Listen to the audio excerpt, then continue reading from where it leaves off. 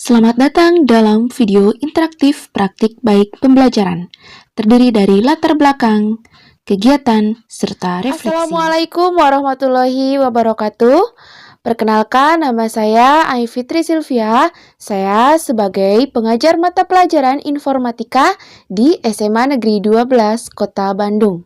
Dalam rangka mengikuti apresiasi guru dan tenaga kependidikan tahun 2022, saya akan menyampaikan sebuah karya inovatif berupa video yang berjudul Praktik Baik Pembelajaran Diferensiasi melalui penguatan pendidikan karakter dan pemanfaatan multimedia interaktif di SMA Negeri 12 Kota Bandung. Untuk yang pertama yaitu latar belakang masalah.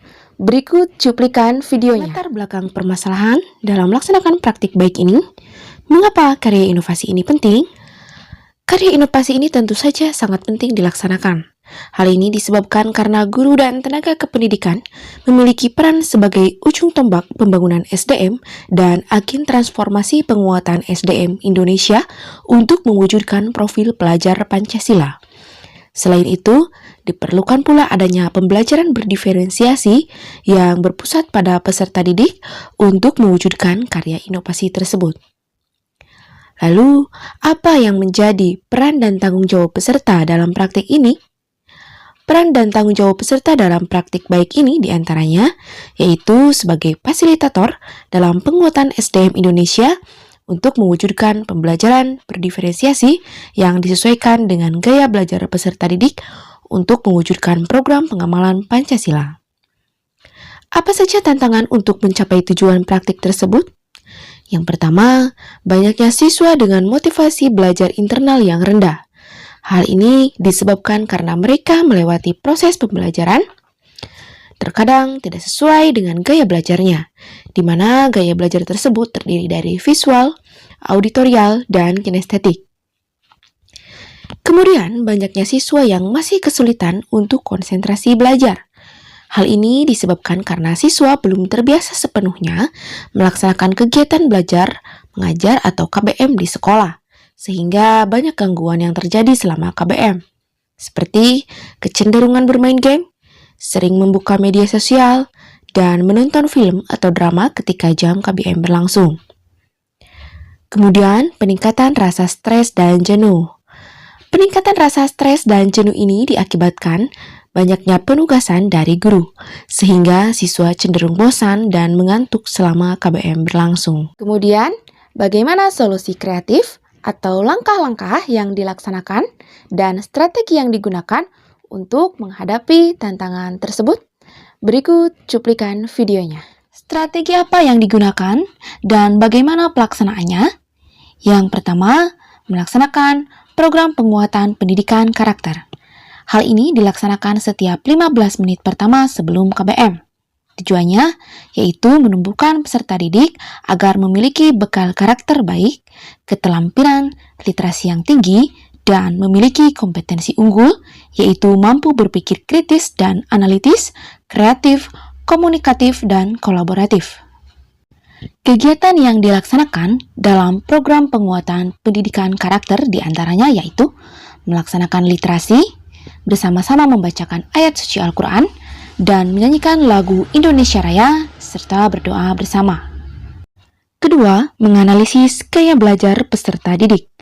Dalam mewujudkan pembelajaran bermakna atau meaningful learning, pembelajaran berdiferensiasi menjadi salah satu solusi untuk direncanakan dan diterapkan di kelas dan sekolah. Dalam merencanakan pembelajaran berdiferensiasi, pendidik seharusnya terlebih dahulu memetakan kebutuhan belajar setiap peserta didik. Salah satunya yaitu dengan menganalisis gaya belajar seperti visual, auditorial, dan kinestetik. Kemudian, hal tersebut dikelompokkan lagi berdasarkan 3 aspek, yaitu kesiapan belajar, minat, dan profil belajar peserta didik. Memanfaatkan multimedia interaktif dalam pembelajaran. Adapun multimedia interaktif yang saya lakukan dalam proses KBM diantaranya yaitu pertama, menggunakan Padlet sebagai sarana mengemukakan pendapat. Yang kedua, memanfaatkan media kreatif yang disesuaikan dengan minat dan gaya belajar peserta didik seperti dalam pembuatan poster, pohon harapan, dan lain-lain. 3.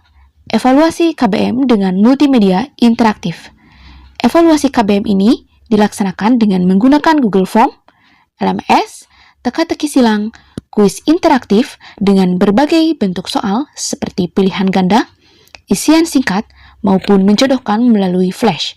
Kemudian, melaksanakan live quiz game atau kuis yang diselenggarakan secara langsung dengan evaluasi yang disesuaikan dengan materi pembelajaran. Siapa saja yang terlibat? Tentu saja yang terlibat dalam program praktik baik pembelajaran berdiferensiasi ini adalah seluruh sivitas akademika di sekolah, baik itu peserta didik, guru mata pelajaran, dan juga pimpinan beserta wakasek dan staf manajemen. Apa saja sumber daya atau materi yang diperlukan? Sumber daya yang diperlukan diantaranya adalah yang pertama, diferensiasi konten. Pendidik memerlukan alat dan bahan yang disesuaikan dengan kebutuhan belajar peserta didik, baik itu media interaktif paper-based maupun yang berbasis IT.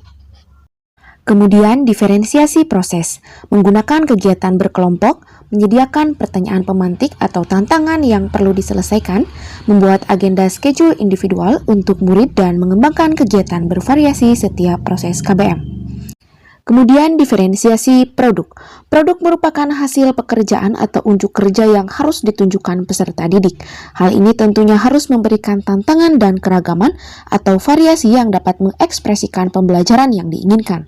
Dalam pembelajaran IT dan bahasa daerah contohnya, membuat produk video, kemudian membuat program komputer, dan membuat desain grafis kreatif lainnya yang tentunya disesuaikan dengan pencapaian kurikulum merdeka. Apa saja refleksi terkait hasil dari praktik baik dan dampak dari aksi serangkaian kegiatan yang dilaksanakan? Berikut cuplikan videonya. Bagaimana dampak dari aksi langkah-langkah praktik baik yang telah dilaksanakan? Tentu saja, dengan praktik baik pembelajaran berdiferensiasi yang telah dilaksanakan, siswa menjadi lebih termotivasi lagi untuk melaksanakan KBM. Hal ini tentunya menjadi solusi kreatif dalam menjawab permasalahan motivasi belajar peserta didik yang rendah. Apakah hasil praktik baik efektif? Hasil dari praktik baik pembelajaran diferensiasi melalui penguatan pendidikan karakter dan pemanfaatan multimedia interaktif tentu efektif dilaksanakan. Hal tersebut disebabkan karena adanya perubahan karakter, minat, dan belajar peserta didik yang lebih baik daripada sebelumnya. Selain itu, siswa juga lebih antusias dan semangat dalam mengikuti KBM. Kemudian, bagaimana respon dari berbagai pihak terkait praktik baik yang dilakukan? Berikut cuplikannya. Melalui pembelajaran berdiferensiasi dengan pelaksanaan penguatan pendidikan karakter dan pemanfaatan multimedia interaktif, saya menjadi antusias dan semangat untuk mengikuti KBM. Selain itu, saya juga menjadikan pembelajaran ini lebih bermakna dan meningkatkan kerjasama tim antar teman dalam melaksanakan tugas-tugas kelompok yang diberikan oleh guru dalam pembelajaran. Melalui pembelajaran berdiferensiasi, saya sebagai guru mata pelajaran kewirausahaan menjadi termotivasi untuk membuat media interaktif yang digunakan selama KBM. Selain itu juga, saya lebih semangat lagi dalam mengaplikasikan strategi pembelajaran yang bervariasi, disesuaikan dengan minat, kebutuhan, dan gaya belajar peserta didik. Apa yang menjadi faktor keberhasilan dari keseluruhan proses praktik baik? Faktor keberhasilan dalam strategi pembelajaran atau keseluruhan proses praktik baik yang dilaksanakan yaitu berbagai dukungan dan kerjasama dari seluruh sivitas akademika, baik itu pimpinan sekolah, wakasek, beserta staf, guru mata pelajaran, rekan kerja, serta peserta didik dalam mewujudkan praktik baik ini. Harapan saya, semoga kegiatan praktik baik pembelajaran berdiferensiasi melalui penguatan pendidikan karakter dan pemanfaatan multimedia interaktif bisa dilaksanakan secara berkesinambungan dan mendapat dukungan dari seluruh sivitas akademika beserta masyarakat sehingga bisa tercapainya peserta didik yang unggul, kreatif, berprestasi, dan berakhlak mulia dalam mewujudkan profil pelajar Pancasila. Sekian video praktik baik yang saya sampaikan. Mohon maaf apabila terdapat kesalahan dan kekurangan. Wassalamualaikum warahmatullahi wabarakatuh.